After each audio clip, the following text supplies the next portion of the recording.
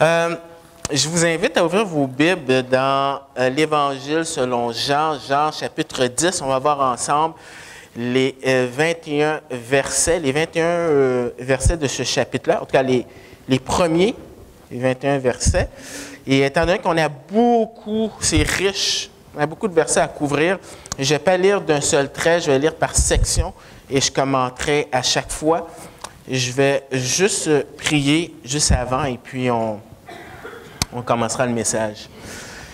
Oui, Père éternel, on a chanté « Viens ranimer le feu que tu as mis en nous ». Et c'est tellement facile de tomber dans la routine, de venir à l'Église. C'est peut-être des années qu'on est peut-être chrétien. Et dans cette routine-là, quelque chose s'est passé. Ta parole, elle nous brûle plus comme avant. Et on a chanté de manifester ta présence, et ta présence, tu la révèles à travers ta parole. Et ta parole, c'est ce qui est capable de changer un individu. Et pour ça, on a besoin de ta grâce. Montre que tu es encore vivant. Montre que tu es dans la business de sauver des vies, dans la business de sanctifier des vies. Et merci parce que tu veux avoir une relation avec nous qui va au-delà du dimanche matin. Enlève nos bouchons, permets qu'on puisse vraiment t'entendre et que tu sois pas le berger d'un autre, mais notre berger. Que le psaume 23 devienne une réalité pour nous. Encore une fois, pardonne nos offenses, parce que c'est un combat de pouvoir entendre ta parole, parce qu'il y a plein de voix qui nous appellent à faire n'importe quoi, sauf entendre ta voix. Donc, glorifie-toi dans le nom de ton Fils Jésus. Amen. Alors, le texte de ce matin, c'est un texte particulier parce qu'on parle de métaphore. Et dans une métaphore, c'est une figure de style qui fait référence à une analogie. Donc, on compare quelque chose à quelque chose d'autre. Et comment on sait que ce n'est pas littéral ce que Jésus dit? Bien, c'est le verset 6 qui dit lui-même, dans le verset 6 de Jean 10, il dit, Jésus leur dit cette parabole. Mais dans l'original, ce n'est pas le mot parabole comme vous voyez dans les synoptiques, mais c'est plutôt quelque chose de similaire, une similitude. C'est comme ça que traduit parole de vie. Alors, dans ce texte, la métaphore qu'on va mettre l'accent, c'est la métaphore du berger. Alors, c'est pour ça que ce matin, je vais parler de la métaphore du berger et j'aimerais voir avec vous 2 points. Les 6 premiers versets, on va avoir une métaphore qui est donnée. On va voir aussi très rapidement 7 à 10, parce que Philippe en avait parlé la dernière fois. Et du verset 11 jusqu'au verset 18, on va avoir une explication de cette métaphore. Et on va terminer avec une conclusion du verset 19 au verset 21. Mais avant de regarder le premier point, comme vous voyez, on va regarder le contexte. C'est très important le contexte. Parce que, vous savez, comme Philippe l'a mentionné, j'ai fini mes études. Et à la faculté, un des premiers cours qu'on nous donne, c'est le cours d'herméneutique. Alors, l'herméneutique, c'est quoi? C'est de pouvoir interpréter correctement la Bible. Et même si vous n'avez pas suivi de cours, si vous avez un bouquin d'herméneutique qui se respecte, normalement, tu vois 3 étapes. La première, c'est l'observation. Alors, tu es comme un détective, tu prends ta loupe et tu essaies d'observer tous les éléments qu'il y a dans le texte. La deuxième étape, c'est l'interprétation. C'est-à-dire que tu essaies de comprendre ce que le texte dit. Pas ce que toi tu voudrais, mais ce que l'auteur dit. Et la troisième étape, c'est l'application. Comment mettre en pratique dans ma vie ce que j'ai appris selon l'interprétation du texte? Alors pourquoi je vous dis ça? C'est parce que lorsqu'on parle d'une métaphore, c'est très facile de se laisser aller à notre imagination. Alors peut-être que la plupart d'entre nous sommes des citadins, mais si vous avez grandi dans une ferme, et même si vous n'avez pas grandi dans une ferme, chacun on a notre image de qu'est-ce que c'est qu'une brebis et un mouton et un berger. Et le danger, c'est d'imposer notre conception dans le texte. Donc c'est pour ça qu'il faut regarder le contexte du mot berger, dans ce cas-ci, à l'époque de l'Ancien Testament. Et dans l'Ancien Testament, le mot berger était associé d'abord à Dieu. Alors, on a plusieurs versets. On a le psaume 23, verset 1 que vous connaissez bien. « L'Éternel est mon berger. » L'Éternel, c'est ce Dieu de l'Alliance, Yahweh. Mais il y a d'autres passages. Il y a le psaume, par exemple, le psaume 79, verset 13. Il y a le psaume 80, verset 2, que je lis pour vous, qui dit ceci. Alors, psaume 80, au verset 2, dit, alors je dis dans la version Louis II, « Prête l'oreille, berger d'Israël, toi qui conduis Joseph comme un troupeau, parais dans ta splendeur, toi qui es assis sur les chérubins. » Il y a par exemple le psaume 95, verset 7. Et il y a le texte d'Ézéchiel qu'on peut regarder, Ézéchiel 34, verset 15, un texte très important pour pouvoir comprendre le passage de ce matin. Mais je vais juste mentionner le verset 15, Ézéchiel 34, verset 15, qui dit « C'est moi qui ferai paître mes brebis, c'est moi qui les ferai reposer, dit le Seigneur l'Éternel. » Alors, le mot berger était utilisé à l'époque pour Dieu, mais ce n'était pas seulement pour Dieu. C'était utilisé pour parler aussi de la royauté, ou les gens, des leaders. Et pour un juif, lorsqu'on pense à un roi, eh bien, on pense à le roi ultime pour eux, en attendant le Messie, c'est David. Alors, dans le psaume 78, versets 70 à 72, on lit ceci. Psaume 78, 70 à 72. « Il choisit David son serviteur, et il le tira des bergeries. Il le prit derrière les brebis qu'il allaitait, pour lui faire paître Jacob son peuple, et Israël son héritage. Et David les dirigea avec un cœur intègre et les conduit avec des mains intelligentes. » Alors, le mot berger est utilisé aussi pour la royauté, mais aussi, malheureusement, c'est utilisé aussi pour les faux bergers. Alors, on a le texte d'Ézéchiel qu'on a parlé la dernière fois, dont je ne voudrais pas regarder cela, mais peut-être regarder Jérémie 23, les 3 premiers versets. Alors, Jérémie 23, versets 1 à 3 dit ceci. « Malheur aux bergers qui détruisent et dispersent le troupeau de mon pâturage, dit l'Éternel. C'est pourquoi, ainsi parle l'Éternel, le Dieu d'Israël, sur les bergers qui pèsent mon peuple. Vous avez dispersé mes brebis, vous les avez chassées, vous n'en avez pas pris soin. Voici, je vous châtirai à cause de la méchanceté de vos actions, dit l'Éternel. Et je rassemblerai le reste de mes brebis de tous les pays où je les ai chassées et je les ramènerai dans leur pâturage. Elles seront fécondes et multiplieront. » Alors ça, c'est le contexte du berger ou du mot berger dans l'Ancien Testament. Mais vous savez, quand on regarde un texte, eh bien, il faut regarder aussi d'autres contextes aussi. Il y a le contexte aussi, la culture de l'époque. Alors, dans la culture de Jésus, il y a 2000 ans, lorsqu'on pense à un berger, on pense aussi à une brebis. Et les brebis, eh bien,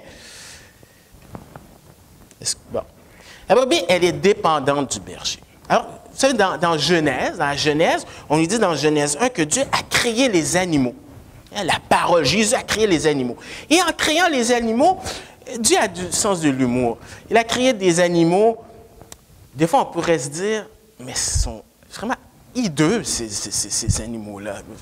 Mais on voit le sens de l'humour de Dieu, mais on voit aussi les caractéristiques qu'il donne. Il savait déjà à l'avance qu'il allait prendre certaines caractéristiques pour faire des analogies avec lui-même. Jésus, qui est la brebis, comme Jean-Baptiste dit, qui ôte les péchés du monde, mais aussi des analogies pour nous aussi, parce que nous sommes aussi considérés comme des brebis. Et vous savez, les brebis, de ce que j'ai entendu avec ceux qui sont avec les brebis, les bergers, ils ne sont pas vraiment, est-ce que je peux être franc avec vous, stupides. Vraiment, ils sont stupides. Parce que pour plusieurs raisons. Une, c'est qu'ils n'ont aucun sens de l'orientation. ils peuvent se perdre, se trouver dans des situations, comme dans votre bulletin, vous avez pu voir la photo, le berger qui doit chercher la brebis qui se trouve en bord du précipice. Ils n'ont pas un sens d'orientation comme les autres animaux. Ils sont sales, ils sont têtus. Ils n'ont aucun mécanisme de défense. C'est intéressant, ça. C'est intéressant parce que, vous savez, avant que j'étudie en théologie, j'ai fait un bac en biologie à l'UQAM. Et qu'est-ce qu'on t'apprend dans tes cours? On t'apprend l'évolution. Hein? On passe de la petite cellule par l'intermédiaire du poisson, le singe à l'homme. Et on te dit que dans ce processus-là, on a ce qu'on appelle la sélection naturelle. La sélection naturelle, c'est que tu développes des mécanismes pour t'aider à survivre, sinon tu es exterminé. Et pourtant, comment expliquer que la brebis est là depuis toujours, elle n'a aucun mécanisme? Intéressant. Mais Dieu l'a créé pour que la brebis soit dépendante du berger. Et une belle analogie pour nous, c'est qu'on soit dépendant du Seigneur. Une autre chose qu'il faut savoir, c'est qu'il y a deux types de bergerie.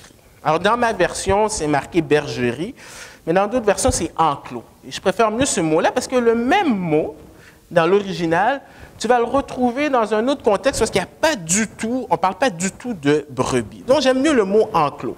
Et il y en a deux types d'enclos. Il y a l'enclos qui se trouve, si vous voulez, l'extension de ta maison, un peu comme une cour, où est-ce que tu as des pierres qui entourent les brebis de 4 à 8 pieds.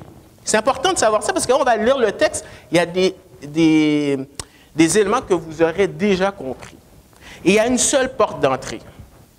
Mais tu as un deuxième type d'enclos, dans des endroits un peu plus larges. C'est un peu comme si tu vas au centre-ville et que tu veux garer ton auto, bien, il y a un gros stationnement avec plusieurs autos. Alors, c'est un peu cette idée-là, c'est qu'il y avait plusieurs bergers qui venaient avec leurs brebis dans un enclos beaucoup plus vaste.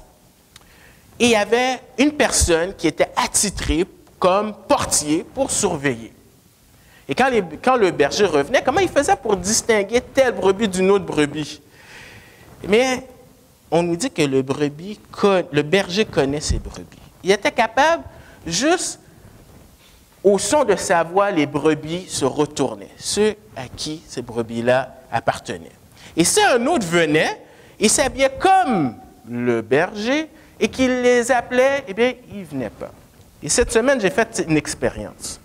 Pas avec des brebis, mais avec des chiens. Avec deux chiens. Le chien de Mary et Jesus, qui s'appelle Toby. Et là, j'ai essayé avec l'accent hispanophone. Toby, Toby! Vamos, vamos! Mais, quand même, son nom, je vois ses oreilles aussi qui ont fait ça. J'ai essayé l'expérience avec le chien de Philippe et Marie-France, Loulou. Et alors, Loulou, tu viens alors, hein? Qu'est-ce que t'attends? Tu viens? Mais il paraît qu'avec un mouton, ça ne marche pas. Il y a un berger, vous savez, un berger, c'est pas un emploi d'été, c'est un emploi 24 heures sur 24. Donc, ça nous permet de comprendre que le berger a une relation. Mais un autre contexte aussi qui est important de savoir, c'est le contexte immédiat. Hein? Le contexte immédiat, c'est que... Tu peux avancer. C'est le chapitre 9, l'aveugle-né, que Jésus a guéri et son interaction avec les pharisiens. C'est important de comprendre que c'est le contexte immédiat, parce que nous, lorsqu'on lit le chapitre 10, on a le verset 1. Et peut-être que vous ne le savez pas, mais les versets ne sont pas inspirés. Les versets ont été rédigés dans le Moyen-Âge, environ en 1540, en 1550. Et on apprécie ça parce que ça aide d'avoir des versets pour nous permettre de lire la Bible. Mais des fois, le danger, c'est que des fois, on a l'impression qu'il n'y a aucun lien. Il y a un lien entre le chapitre 9 et le chapitre 10. Parce que dans le chapitre 10, on commence avec « en vérité, en vérité ». Et dans Jean, lorsqu'on dit « en vérité », c'est à la suite de quelque chose d'autre. Et ensuite, dans le chapitre 10, au verset 21, les gens parlent de l'aveugle-né. Donc, c'est important de comprendre que le chapitre 10 est directement lié au chapitre 9. Mais qu'est-ce qu'on nous apprend dans le chapitre 9? C'est que les leaders religieux, ils opprimaient le peuple. Ils étaient exactement comme dans Ézéchiel, le chapitre 34. Regardez qu'est-ce qu'ils font. Le chapitre 9, versets 21 et 23. D'abord, qu'est-ce qu'ils font? Ils font de l'intimidation. Peut-être même, je vais lire au verset 18 pour se remettre dans le contexte. Les Juifs ne crurent point qu'il avait été aveugle et qu'il avait pu voir jusqu'à ce qu'il ait fait venir ses parents. Et dans la loi juive, il fallait que tu aies au moins 2 témoins pour valider. Alors, il y a les 2 parents. Et ils les interrogèrent, disant, « Est-ce là votre fils que vous dites être né aveugle? Comment donc voit-il maintenant? » Ses parents répondirent, « Nous savons que c'est notre fils et qu'il est né aveugle. Mais comment il voit maintenant ou qui lui a ouvert les yeux? C'est ce que nous ne savons. » C'est quand même intéressant de voir que ton fils a toujours été aveugle et tout d'un coup tu le vois et tu ne poses même pas la question de dire, « Mais comment ça se fait que tu vois? » Interrogez-le lui-même, il a de l'âge. Il parlera de ce qui le concerne. Ses parents dirent cela parce qu'ils craignaient les Juifs, car les Juifs avaient déjà convenu que si quelqu'un reconnaissait Jésus pour le Christ, il serait exclu de la synagogue. C'est pourquoi ses parents lui dirent, « Il a de l'âge, interrogez-le lui-même. » Donc, l'intimidation.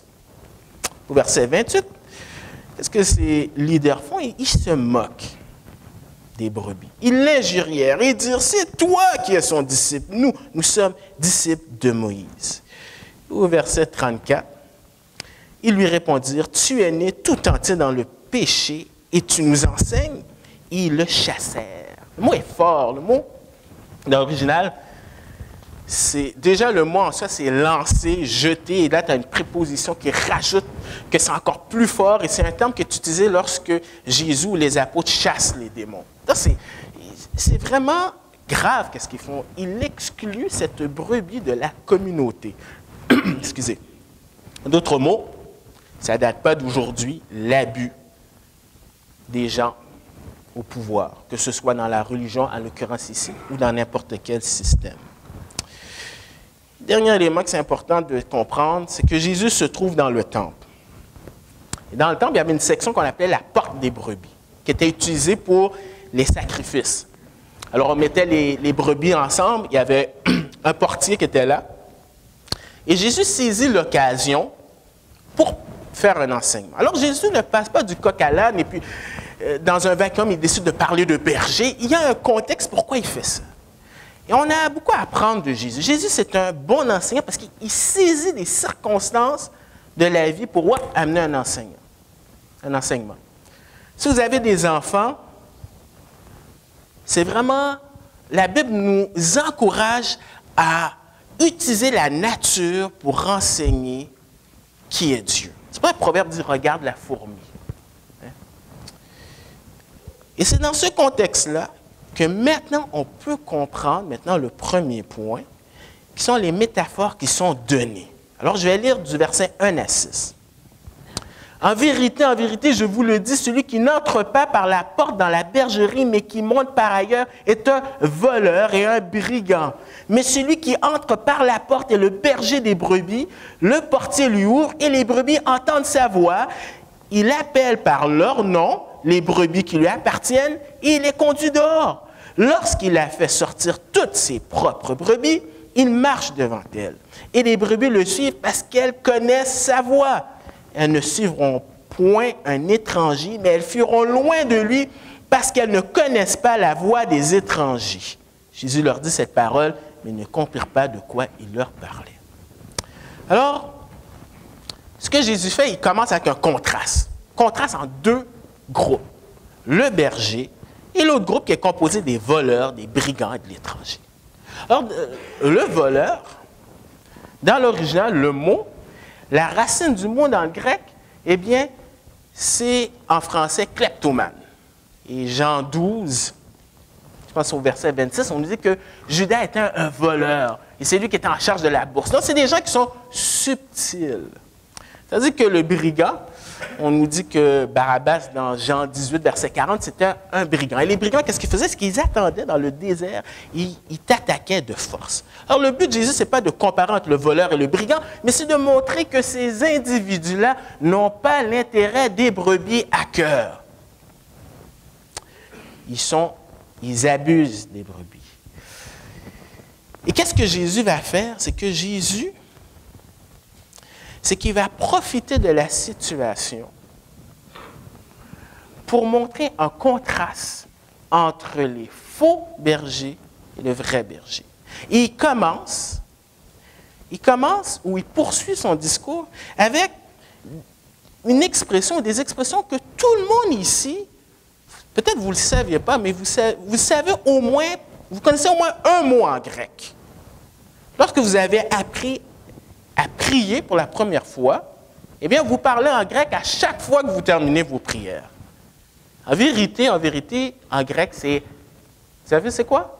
C'est Amen. Amen, Amen. Alors, c'est pour ça qu'il dit en vérité, en vérité. Ce que Jésus va faire, c'est que non seulement il va faire un lien avec ce qui a été dit, en d'autres mots, prêtez attention à la lueur de ce qui s'est passé au chapitre 9. J'ai quelque chose d'important à vous enseigner. C'est extrêmement important ce que j'ai à vous dire, parce que vous savez pourquoi c'est important? Parce que ce sera le dernier discours de Jésus à la foule. Dans l'évangile de Jean, Jean place 7 « je suis », mais il place aussi 7 discours. Et là, on arrive au dernier discours. Parce qu'après, du chapitre 13 au chapitre 17, Jésus parle à ses disciples. On appelle cette section-là la chambre haute. Après, Jésus va être amené, il va être crucifié, il va mourir, il va monter au ciel, dont il ne leur parlera plus. Non, c'est la dernière fois qu'ils auront l'occasion d'entendre Jésus. Donc, c'est important qu'ils entendent. Mais ce dernier discours-là est le résultat, si vous voulez, tout d'un coup, d'une progression de conflits qui s'est passé entre Jésus et les leaders. Parce que Jean, dans le chapitre 2, Jésus a parlé « Détruisez ce temple et je le reconstruirai en 3 jours ». Alors, il parlait de son corps, mais les gens ont pensé qu'il parlait du temple. Donc, déjà, il y a de la tension. Plus tard, au chapitre 3, il va dire à Nicodème « Écoute, Nicodème, on va parler d'une question de priorité, une question d'autorité. Si tu ne crois pas ce que je dis au niveau terrestre, comment tu vas croire quand je vais te parler des choses spirituelles? » Au chapitre 5, Jésus va faire un crime pour eux. Il va guérir quelqu'un le jour du sabbat. Parce que dans leur livre, leur interprétation de la loi qui s'appelait la Mishnah, tu ne fallait pas que tu travailles le jour du sabbat. Et Jésus va profiter au chapitre 5 pour dire qu'il est égal à Dieu, qu'il est Dieu. Ensuite, tu as Jésus à la fête des tentes au chapitre 7. Donc, tu vois la progression. Et là, on arrive au chapitre 10. Et qu'est-ce que Jean veut dire? Est-ce que Jean veut dire que Jésus, c'est un magouilleur? Que Jésus, il aime ça faire des conflits? Non, on sait que Jésus est parfait. Mais de quoi on parle ici? C'est la vérité. La vérité va amener à des conflits. Que tu le veuilles ou non, la vérité amène à des conflits. Et Jésus nous montre un exemple. Tout avec amour, avec grâce, il ne fait pas de compromis. Il ne recule pas, mais il dit les choses. Laissez-moi vous dire, nous, en Amérique du Nord, nous avons vécu sur des fondements judéo-chrétiens. Mais depuis quelques années, on voit que c'est en train de s'effriter. Quand c'est rendu que tu ne sais plus qu'est-ce qui est bien, de qu'est-ce qui est mauvais, quand c'est rendu que tu vis dans un monde post-moderniste où est-ce que tu n'as aucune vérité, « Ah, ça c'est bon pour toi, ça c'est bon pour moi, ah, ça s'arrête là », tôt ou tard, nous devrions être confrontés dans notre famille, dans notre travail, dans notre voisinage. Est-ce que oui ou non, on va être fidèle à la vérité ou on va faire des compromis? Et Jésus nous montre un exemple. Donc, ce qu'il fait, c'est qu'il veut forcer les gens à faire un choix. Parce qu'il dit, je vous le dis, c'est-à-dire aux gens qui étaient présents. Et le choix que Jésus veut faire, c'est qu'il veut que les gens comprennent que ces voleurs, que ces brigands, ils ne sont pas autorisés par Dieu. Ils n'entrent pas par la porte. Le mot « entrer » est fort parce que c'est un verbe qui veut dire « entrer » quelque part, étant une préposition dans l'original qui renforce cela. C'est-à-dire, en d'autres mots, Jésus dit, il n'y a pas d'autre choix. Un berger n'a pas le choix, il doit passer par la porte. Mais comme ces gens-là ne passent pas par la porte, ils ne sont pas autorisés par Dieu. Ils peuvent peut-être dire qu'ils parlent de la part de Dieu, mais ils ne sont pas reconnus par Dieu. J'ai 3 amis d'enfance. Ils ont tous les 3 grandi dans des églises évangéliques. Ils ne se connaissent pas, les 3, mais les 3 ont quelque chose en commun. Les 3 se sont retrouvés dans une secte. Il y en a 2 qui sont encore dans une secte. Et les 3 avaient quelque chose en commun. Tout ce que le gourou dit, c'est la vérité. J'ai dit non, ils ne sont pas autorisés par Dieu. D'ailleurs, le texte dit aussi, ils ne sont pas reconnus par les brebis. Vous savez, on l'a lu, je vous ai expliqué le contexte. Les brebis entendent, ils reconnaissent la voix du berger. Parce que si ces gens-là ne sont pas autorisés par Dieu, ça veut dire que qu'est-ce qu'ils vont dire, ça ne vient pas de la part de Dieu. Et ça, c'est quelque chose qui date depuis longtemps. Ça date depuis l'Ancien Testament. Parce que dans le Deutéronome 18, je pense versets 15 à 22, on disait que Moïse disait, il va y avoir un autre prophète après moi, un autre porte-parole, faisant référence à Jésus. Mais entre-temps, il va y avoir une série de prophètes, une lignée de prophètes. Et comment tu vas faire pour savoir le vrai prophète du faux prophète? C'est que s'il dit quelque chose de la part de Dieu et que ça n'arrive pas, ben c'est un faux prophète. Tu n'as pas peur, n'aie pas peur de lui. Donc, tu peux le tuer. Et si ça devait s'appliquer encore de nos jours, il y aurait beaucoup de personnes qui perdraient leur emploi et leur vie. Mais il y a un autre texte que le monde peut-être connaît moins, parce que Deutéronome 18 est quand même connu, mais c'est dans Deutéronome chapitre 13, les 5 premiers versets. Je vais lire pour vous Deutéronome 13 parce que c'est intéressant.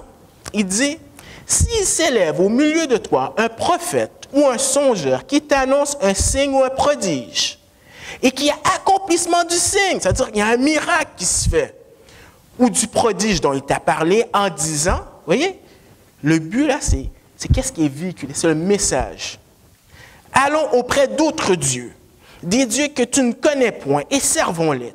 Tu n'écouteras pas les paroles de ce prophète ou de ce songeur, car c'est l'Éternel, votre Dieu, qui vous met à l'épreuve pour savoir si vous aimez l'Éternel, votre Dieu, de tout votre cœur et de toute votre âme. Vous irez auprès de l'Éternel, votre Dieu, et vous le craindrez. Vous observerez ses commandements, vous obéirez à sa voix, vous le servirez et vous vous attacherez à lui. Ce prophète ou ce songeur sera puni de mort, car il a parlé de révolte contre l'Éternel, votre Dieu, qui vous a fait sortir du pays d'Égypte et qui vous a délivré de la maison de servitude. Il a voulu te détourner de la voie dans laquelle l'Éternel, ton Dieu, t'a ordonné de marcher. Tu ôteras ainsi le mal du milieu de toi. Ça veut dire quoi? Ça veut dire que le test ultime, ce n'est pas les miracles, ce n'est pas le surnaturel. C'est qu'est-ce que la parole de Dieu dit, c'est la vérité. C'est ça le vrai test. Et à l'époque de Jésus, ces gens-là, les pharisiens, ils disaient un autre message. Pour être sauvé, il faut passer à travers leur système à eux. Ils ne sont pas reconnus. Ils passent par une autre place que la porte.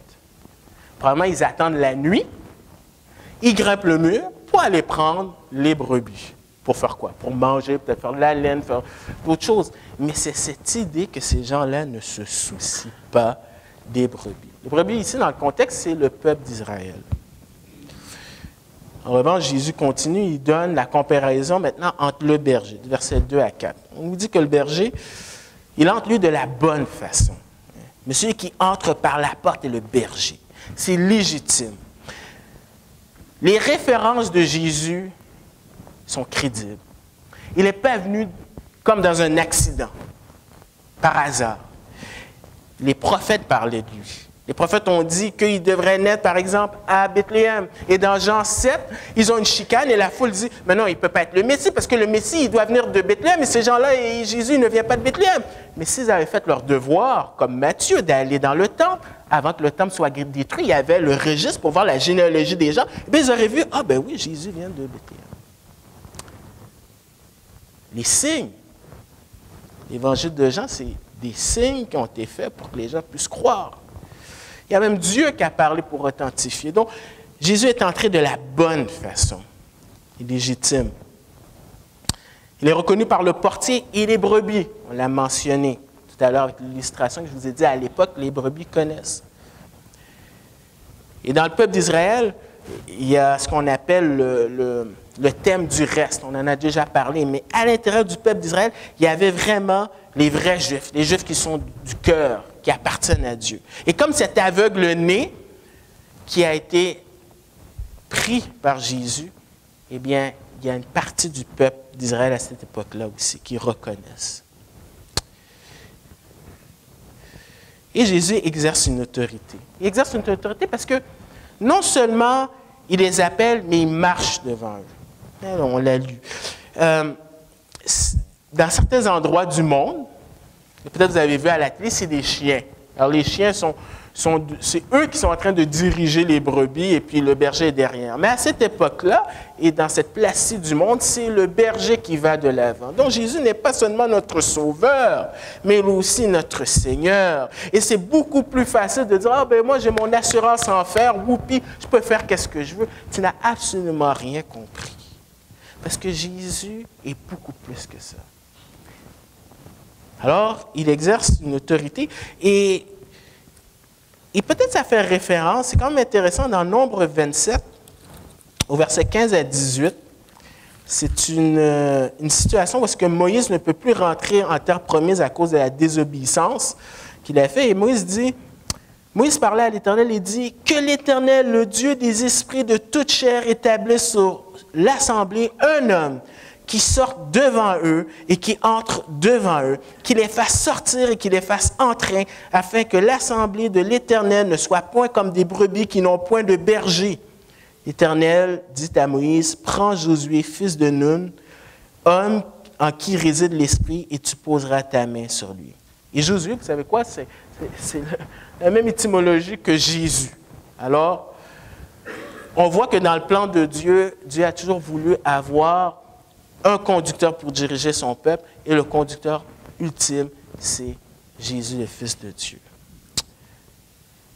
Et très vite, on va voir la porte, l'autre métaphore qui est donnée. Je vais lire très vite parce que Philippe en a parlé dimanche dernier. Jésus leur dit encore, en vérité, je vous le dis, je suis la porte des brebis. Tous ceux qui sont venus avant moi sont des voleurs et des brigands, mais les brigands ne les ont point écoutés. Je suis la porte. Si quelqu'un entre par moi, il sera sauvé. Il entrera, il sortira, et il trouvera des pâturages. Le voleur ne vient que pour dérober, égorger et détruire. Moi, je suis venu afin que les brebis aient la vie et qu'elle ait en abondance. Donc, Jésus n'est pas chiche. L'image du berger à l'époque. Alors, à l'époque, parce que le berger vivait 24 heures sur 24 avec ses brebis, il a besoin de dormir, et pour empêcher que les brebis sortent, qu'est-ce qu'il faisait? C'est qu'il dormait à la porte. Donc, il était littéralement la porte des brebis. L'idée, c'est l'exclusivité. Exclusivité pour le salut des hommes. Il n'y a pas d'autre moyen. Et ça choque le monde. Ben vous autres, les chrétiens, c'est ça. Pourquoi Jésus? Pourquoi pas Mohamed? Pourquoi pas Bouddha? Pourquoi? Ben c'est parce que c'est Dieu qui décide. Et depuis la Genèse, Dieu a toujours utilisé une façon de sauver. Noé, c'était à travers, pas 2 arches, 1 arche, une porte. L'Exode, il n'y avait pas 56 façons d'être sauvé. Il fallait que tu mettes le sang sur les portes. Si tu ne mets pas, tu meurs. Et ça a toujours été comme ça. Et Jésus est vraiment le moyen d'être sauvé. Alors, différents versets pour appuyer l'exclusivité. Alors, la métaphore est donnée, mais les gens ne comprennent pas. C'est ce que le verset 6 dit. Et dans l'Évangile de Jean, tu vois cette progression de plus tu as la révélation de Dieu, et les gens sont aveuglés. Parce que le vrai problème, là, ce n'est pas une question de preuve. Le vrai problème, c'est l'attitude du cœur. Ils ont préféré être dans les ténèbres. Et l'Évangile de Jean est placé un peu comme si tu étais en cours. Tu as des témoins, et là, tu dois faire un choix. Mais Jésus, dans sa grâce, qu'est-ce qu'il fait? C'est qu'il va expliquer la métaphore. Alors, je lis pour vous versets 11 à 18. « Je suis le bon berger. Le bon berger donne sa vie pour ses brebis. Mais le mercenaire qui n'est pas le berger et à qui n'appartient pas les brebis, voit venir le loup, abandonne les brebis et prend la fuite. Et le loup les ravit et les disperse. Le mercenaire s'enfuit parce qu'il est mercenaire et qu'il ne se met point en peine des brebis. Je suis le bon berger, je connais mes brebis et elles me connaissent. Comme le Père me connaît et comme je connais le Père, je donne ma vie pour mes brebis. J'ai encore d'autres brebis qui ne sont pas de cette bergerie. C'est là, il faut aussi que je les amène. Elles entendront ma voix, il y aura un seul troupeau, un seul berger. Le Père m'aime parce que je donne ma vie afin de la reprendre. Personne ne me l'ôte, mais je la donne de moi-même. J'ai le pouvoir ou l'autorité de la donner et j'ai le pouvoir de la reprendre. Tel est l'ordre que j'ai reçu de mon Père. Alors, Jésus va expliquer cette métaphore et qu'est-ce qu'il dit? Il dit qu'il est le bon berger. Et ça fait un effet choc. Parce que quand vous avez compris ce que je vous ai dit, de toute la référence que le berger veut dire, en d'autres mots, Jésus dit, d'ailleurs, il y a déjà le « je suis » qu'on a expliqué qui a cette allusion à cette divinité, mais il dit berger. Pour eux, berger, c'est Dieu. Pour eux, berger, c'est royauté. Donc Jésus est en train de dire beaucoup plus que simplement dire qu'il est quelqu'un qui prend les brebis, puis il les cajole. C'est un effet vraiment choc. Et le but de Jean, c'est de montrer que Jésus a fait plein de choses pour qu'on puisse croire à qu'est-ce qu'il mentionne. Et qu'est-ce qu'il dit, c'est qu'il est le Fils de Dieu. Il y a le mot « kalos » qui veut dire « bon » en grec. Parce qu'en grec, tu as deux mots. Tu peux utiliser le mot « agathos », de là qui est pris « agathe ». C'est beau. Non, c'est bon dans la façon intérieure. C'est pour ça que dans Marc 10, je pense verset 18, quand le jeune homme va voir Jésus, il dit « Bon maître », Jésus lui dit « Pourquoi tu dis que je suis bon? Un seul est bon, Dieu. » Mais kalos, ça veut dire aussi quelque chose d'interne, mais aussi à l'extérieur. C'est attirant, c'est noble, c'est comme une pomme. Tu peux avoir une pomme, elle est bonne, mais quand tu l'achètes, tu trouves « Oh, c'est pas très attirant. » Tandis que tu vas avoir une autre pomme, même chose, elle est bonne de l'intérieur, mais l'aspect extérieur est attirant. Non, Jésus est en train de dire qu'il est ce bon berger. Et dans le Nouveau Testament, il y a des textes qui parlent que Jésus est vraiment un berger. Par exemple, dans Hébreux 13, versets 20 et 21, il dit que le Dieu de paix qui a ramené d'entre les morts le grand berger des brebis, ou dans certaines versions, le pasteur, parce que pasteur et berger, c'est le même mot, par le sang d'une alliance éternelle, notre Seigneur Jésus vous rende capable de toute bonne œuvre pour l'accomplissement de sa volonté, qu'il fasse en vous ce qui lui est agréable par Jésus-Christ, auquel soit la gloire au siècle des siècles. Amen. Et 2 livres plus tard, plus loin, 1 Pierre 5, verset 4, on dit « Et lorsque le souverain berger paraîtra, vous obtiendrez la couronne incorruptible de la gloire. » Alors Jésus dit qu'il est le bon berger. Mais il ne fait pas juste de le dire, il le prouve. Hier, j'étais dans l'auto avec les enfants, j'ouvre la radio, j'entends, je ne le connais pas, un Québécois. Il semble que c'est un gars qui a écrit des bouquins sur les relations, sur l'amour. Il a écrit beaucoup de bouquins. Et dans l'entrevue, j'entends que le monsieur s'est marié et après 1 an, il a divorcé. Et là, je me dis, OK, tu es un expert en amour, les gens achètent des livres, les gens te font vivre parce que tu es un expert et tu n'es même pas capable de rester avec quelqu'un pendant 1 an. Mais, avant de lui lancer des pierres, ça nous montre quoi? La Bible nous montre que l'être humain, par lui-même, il n'est pas capable. Nous sommes pécheurs. Et nous sommes même si on est chrétien depuis longtemps, on est très incohérent dans ce qu'on dit. C'est par grâce. Mais lui, Jésus, c'est pas pour rien qu'il est le bon berger. Il le prouve. Et comment il le prouve? C'est qu'il donne sa vie. Vous savez, 4 fois. Vous savez, quand vous faites votre observation, si vous faites une étude biblique, là, avec votre épouse, votre famille, tout seul, vous observez un mot qui revient plusieurs fois, C'est peut-être parce que l'auteur veut te dire, allô, c'est important. 4 fois, il parle de donner sa vie. Ce n'était pas normal pour les bergers à cette époque-là. Un berger ne donne pas sa vie. Oui, il doit combattre, mais son but, ce n'est pas de mourir, parce que s'il meurt, qui va s'occuper des brebis? Les brebis, comme je l'ai dit tout à l'heure, ils n'ont pas été créés pour se défendre. Donc, ça veut dire autre chose. Et pourtant, sa mort est pour le bénéfice des brebis. Pourquoi c'est pour le bénéfice? C'est parce que la Bible nous dit que Dieu, c'est un Dieu qui est saint, un Dieu qui ne peut pas voir le péché, un Dieu qui n'est pas comme nous, essayant de compromettre la vérité. C'est un Dieu d'amour, mais c'est un Dieu qui est saint. Et quand tu pèches, tu dois payer. Et la mort, c'est la séparation avec Dieu. Et tout ce qui vient après, la mort physique, l'environnement, les maladies, tout ça, c'est des conséquences. Mais quelqu'un doit payer. Et la Bible nous dit que Dieu a tant aimé le monde qu'il a donné son Fils unique afin que quiconque croit en lui ne périsse pas, mais qu'il ait la vie éternelle. Il y a eu une substitution. Et c'est pour ça qu'on peut avoir la vie. C'est pour ça que c'est avantageux pour nous qu'il meure. Donc, c'est vraiment le bon berger. Et c'est un sacrifice qui est volontaire.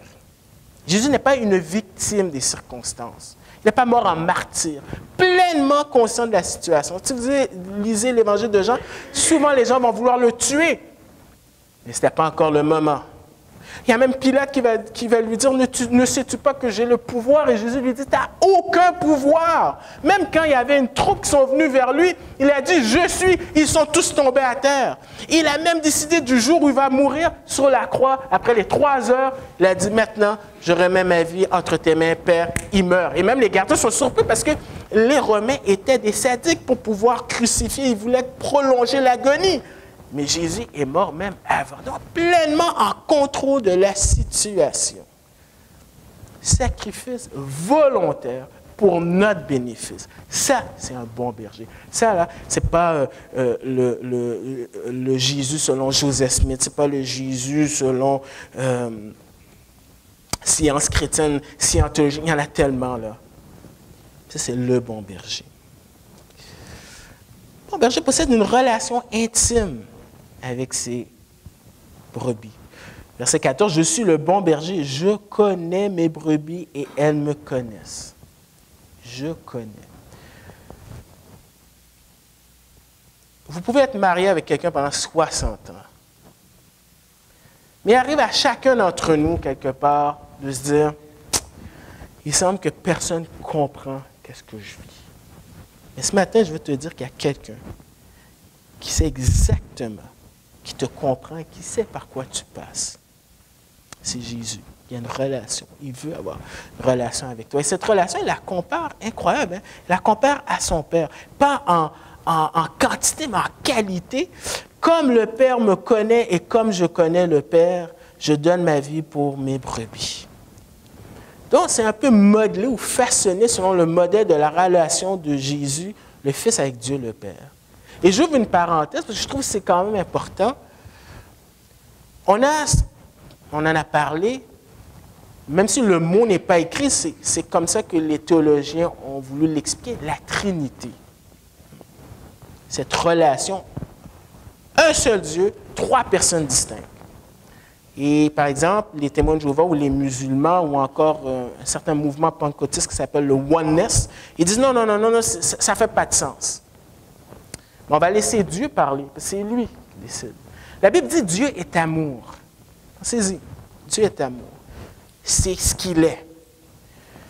Mais tu ne peux pas t'aimer toi seul, toi-même. Ton amour, c'est une action envers quelqu'un d'autre. Et ça veut dire que s'il y a un seul Dieu, ou dans leur conception, ça veut dire que Dieu est dépendant de nous. Il a besoin de nous. Parce que si on n'existait pas, Dieu ne peut pas aimer. Donc, il n'est pas pleinement Dieu ou en plein contrôle. c'est parce qu'il vit une relation intime, qu'il sait qu'est-ce que c'est qu'aimer depuis toute éternité. Et ce modèle-là, il le présente avec nous, la relation avec nous. Donc, je ferme la parenthèse, parce que très souvent, on est embarrassé de dire ça, mais s'il n'y avait pas cette relation intime, comment Dieu peut être un Dieu d'amour? Ça nous montre que Dieu n'a pas besoin de nous, mais il nous aime tellement qu'il a voulu nous créer et il-même a envoyé son Fils Jésus pour nous. Et Jésus n'est pas mort comme certaines personnes pensent pour nous servir de modèle pour aimer les autres personnes. Qu'est-ce qu'il fait? Il rassemble les brebis. J'ai encore d'autres brebis qui ne sont pas de cette bergerie. Vous savez, un de mes rôles comme berger, c'est de vous enseigner, mais aussi de vous protéger. Parce qu'il y a plein de fausses doctrines qui sortent. Et qu'est-ce qu'ils font? C'est qu'ils prennent des versets de la Bible et ils disent des choses. Ce que je vais vous dire, c'est juste parce que je l'ai déjà entendu, ça a déjà été véhiculé. Ce n'est pas pour taper les doigts des Mormons, mais par exemple, les Mormons vont prendre ce verset-là pour justifier, pour dire, il y a d'autres brebis à aller chercher, dont Jésus est allé en Amérique du Nord pour aller chercher le peuple juif qui se trouvait maintenant en Amérique du Nord pour leur enseigner. C'est faux. Parce que les premiers brebis qu'on a parlé, c'est issu du judaïsme. Mais là, Jésus parle d'autres, c'est-à-dire des non-juifs, c'est-à-dire nous. Et ça a toujours été dans le plan de Dieu, depuis Abraham. Dans Ésaïe 42, on nous dit qu'il va servir de lumière pour les nations, dont l'Église et cet accomplissement que Jésus a fait. Il n'y a plus cette distinction, cette barrière en trace est brisée. Et ça, c'est merveilleux. C'est merveilleux dans une église de voir des gens de différents arrière-plans. Parce que ce n'est pas toujours comme ça dans le monde. Jésus est différent du mercenaire. Vous savez, dans l'original, c'est salarié. C'est intéressant. Il y a l'idée de salaire, donc il fait ça pour l'argent. Il n'est pas le propriétaire des brebis. Dans d'autres mots, ça ne m'appartient pas. Je n'ai pas besoin de m'en soucier. Il ne protège pas les brebis, parce que quand il voit le loup, il s'enfuit. Donc, il est un lâche, il a un traître.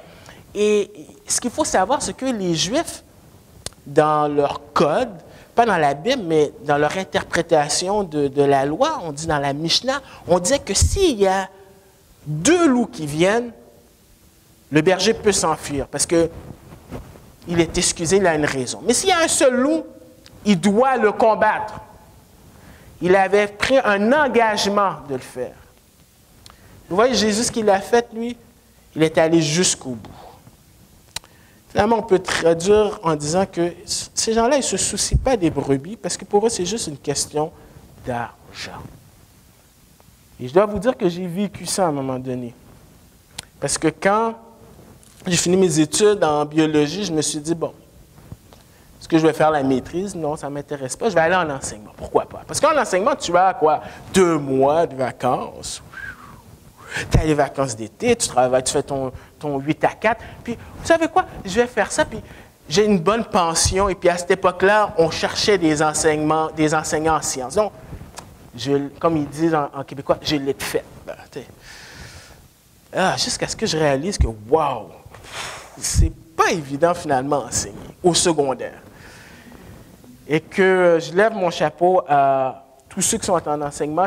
C'est pas pour rien qu'on dit que c'est une vocation. Parce que si c'est juste l'argent qui te stimule, tu vas voir que 2 mois, c'est pas assez. Et le mercenaire est comme ça. Mais Jésus n'est pas comme ça. Donc, en conclusion, on a vu une métaphore qui est donnée, une métaphore qui est expliquée. Et maintenant, c'est quoi la conclusion? On regarde ce que la foule dit au verset 19 à 21. Il y eut de nouveau, à cause de ces paroles, division parmi les Juifs. Plusieurs d'entre eux disaient, « Il a un démon, il est fou, pourquoi l'écoutez-vous » D'autres disaient, « Ce ne sont pas les paroles d'un démoniaque. Un démon peut-il ouvrir les yeux d'un aveugle » Alors, conclusion. Il y a une division. Dans l'original, c'est encore plus évident quand tu le traduis mot à mot. L'emphase est mise sur division. C'est marqué « Une division, il survint encore. » Et oui, ce Jésus d'amour, et il cause finalement beaucoup de divisions parmi les Juifs à cause des paroles de Jésus. Je pense que c'est C.S. Lewis qui disait ou bien Jésus est fou, ou bien il est méchant, ou il est Dieu. Mais il n'a pas laissé l'option de dire qu'il n'est qu'un simple homme. Et on voit Jésus constamment qui divise, parce que c'est un thème qui est récurrent, parce que la vérité, les gens n'aiment pas la lumière, ils se cachent, et la vérité, elle va toujours causer un schisme. Alors les réactions, bien, vous avez vu, les réactions, c'est du mépris, c'est des paroles injurieuses, il y a un démon, il est fou, il parle de mourir. Un berger ne peut pas mourir, ça ne fait aucun sens. Il va se suicider, il est fou. D'autres disent non, ils reconnaissent qu'il y a quelque chose là. Le miracle témoigne, comme Jean dit, que c'est un signe pour montrer que finalement, revendiquer ce qu'il dit. La question est pourquoi l'écoutez-vous? Et ce serait bien beau de terminer ça en disant, bon, on s'en va, mais non, il y a une application. C'est quoi la réaction pour nous ce matin-là? C'est important la réaction parce que de même que c'est la dernière fois que Jésus a parlé à la foule, peut-être que c'est la dernière fois que tu vas entendre l'Évangile. Moi, ça m'est arrivé de parler d'Évangile à 3 personnes, puis ces gens-là sont morts. Tu ne peux pas savoir. Donc, on est tous dans le même bateau à prendre une décision. Jésus nous force à nous placer. Est-ce qu'on a une réaction négative? Non. Je ne veux rien savoir. Est-ce que c'est positif?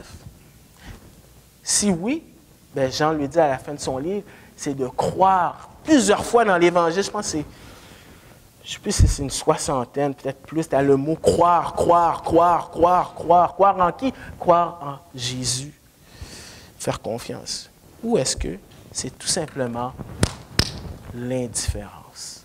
La balle est dans notre camp, mais Jésus, il est le bon berger. Il veut nous donner cette vie en abondance. Je prie.